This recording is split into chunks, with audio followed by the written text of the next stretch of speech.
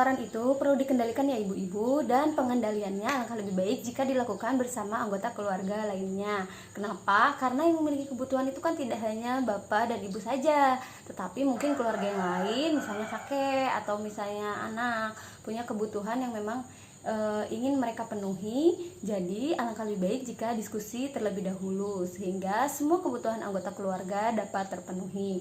Nah, sekarang mari kita lihat film 1B mengenai pengendalian pengeluaran.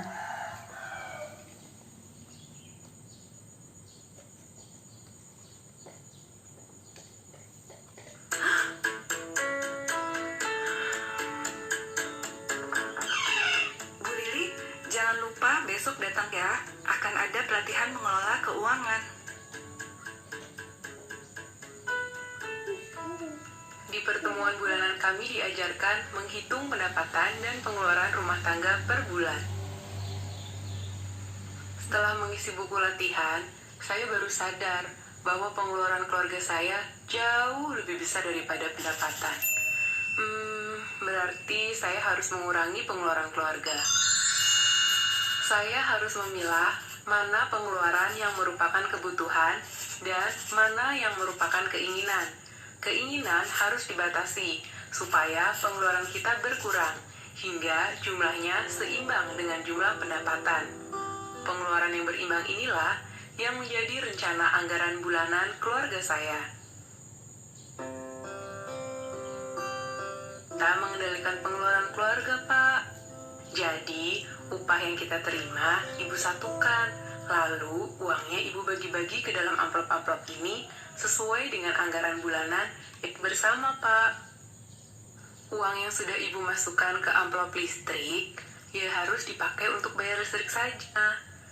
Jadi, semua pengeluaran kita terkendali, Pak.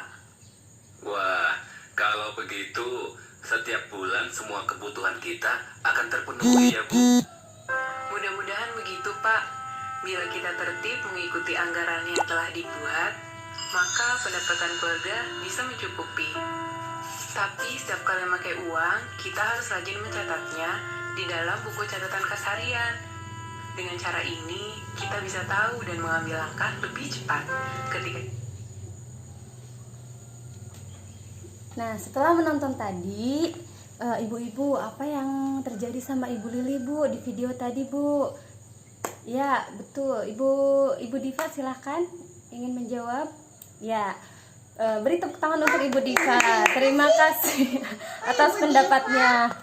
Ya, betul ya, pendapat Ibu Diva. Tadi di awal Ibu Lili kedatangan penagih hutang. Nah, Ibu Lili merasa cemas karena tidak memiliki uang untuk membayar. Kemudian Ibu Lili diundang ke pertemuan PKH. Nah, Ibu Lili selanjutnya di akhir video melakukan apa, Ibu-ibu? Coba Ibu Dwi bisa menyampaikan pendapatnya? Ya, terima kasih Ibu Dwi. Ayo kita beri tepuk hebat untuk Ibu Dwi. Hebat, hebat. Hebat, hebat. Hebat.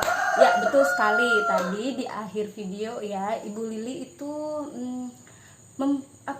belajar bagaimana mencatat pengeluarannya, pemasukannya agar seimbang. Kemudian ketika pulang ke rumah, Ibu Lili upahnya itu dibagi-bagi ke dalam beberapa amplop. Salah satunya tadi untuk amplop listrik ya, agar Ibu Lili lebih disiplin dalam menggunakan uangnya.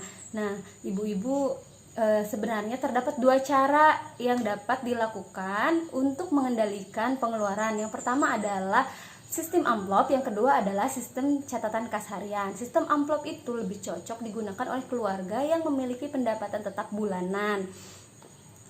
Caranya seperti tadi, misalnya ketika mendapatkan penghasilan atau pemasukan langsung dibagi-bagi ke dalam amplop yang sudah ada catatannya. Misalnya ini untuk listrik, ini untuk biaya sekolah anak, ini untuk jajan anak, ini untuk beli beras dan lain sebagainya. Yang kedua yaitu catatan kas harian. Catatan kas harian itu berisi mengenai catatan-catatan pengeluaran, kemudian catatan pendapatan dalam satu hari itu. Nah, catatan kas harian ini lebih cocok digunakan oleh keluarga yang tidak memiliki pendapatan tetap atau memiliki pendapatan harian. Nah, sekarang kita akan mempelajari ibu-ibu membuat catatan kas harian. Nah, ibu-ibu bisa perhatikan ke depan ya. Nah, catatan harian itu seperti ini ibu-ibu.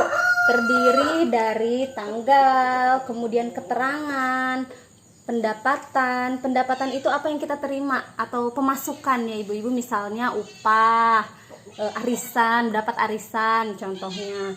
Pengeluaran itu apa yang kita keluarkan, kebutuhan, sesuatu yang kita beli atau apapun ketika kita mengeluarkan uang.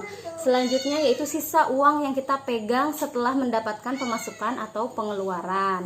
Nah, sekarang ibu-ibu dengarkan cerita saya ya ibu-ibu. Nanti kita sama-sama isi ke dalam catatan kas harian ini. Cerita pertama, 3 Februari 2019. Tulis di sini Bu, tanggalnya 3 Februari. Ibu Lili menerima upahnya bekerja di sawah sebesar 30.000. Nah, ibu-ibu, kalau upah masuknya pendapatan apa pengeluaran ibu-ibu? Ya, betul. Kalau upah itu pendapatan ya, pemasukan. Nah, disimpan di sini ditulis 30.000. Berarti Ibu Lili memiliki uang sisa yaitu 30.000. Nah, selanjutnya yaitu sepulangnya dari sawah, ia membeli sayur dan bahan makanan di pasar sebesar 15.000. Misalnya tulis di sini masakan, membeli masakan. Kalau membeli berarti pengeluaran ya ibu-ibu, tulis di sini pengeluaran 15.000. Tadi kan Ibu Lili pegang 30.000. Sudah membeli masakan 15.000, berarti sisanya 15.000. Selanjutnya kemudian ia memberi Dewi uang 10.000 untuk ditabungkan di sekolah. Nah, tabungan Dewi tulis di keterangannya. Menabung itu pengeluaran ya ibu-ibu. Tulis di pengeluaran, sisanya 5.000. Nah, dan seterusnya. Setelah mencatat pendapatan dan pengeluaran, jangan lupa ibu-ibu untuk ditotal ya. Nah, di sini bisa kita lihat. Pendapatan Ibu Lili itu totalnya 545.000 dan total pengeluarannya 530.000. Di sini ada sisa uang yaitu 15.000. Nah, ketika ada sisa uang, alangkah lebih baik jika digunakan untuk keperluan yang memang belum terbayarkan, misalnya seperti membayar hutang dan lain sebagainya. Nah, ibu-ibu, selain itu uang sisa juga bisa ditabungkan untuk berjaga-jaga. Kenapa? Karena dengan memiliki uang berjaga-jaga atau uang darurat, ketika kita dalam keadaan terdesak, kita memiliki uang tersebut untuk digunakan. Jadi tidak hanya mengandalkan untuk berhutang. Nah, selain itu, di dalam mengendalikan pengeluaran, kita harus bisa membedakan mana nih keinginan dan mana nih kebutuhan. Keinginan itu kan tidak terlalu mempengaruhi banyak pada kehidupan kita dan sekeluarga ya. Jadi kalau bisa dibatalkan atau ditunda terlebih dahulu keinginan-keinginan yang tidak begitu penting. Dengan kita disiplin mengikuti rencana anggaran yang telah kita buat, mudah-mudahan keluarga akan bisa mencukupi semua kebutuhan di dalam 1 bulan itu ya ibu-ibu.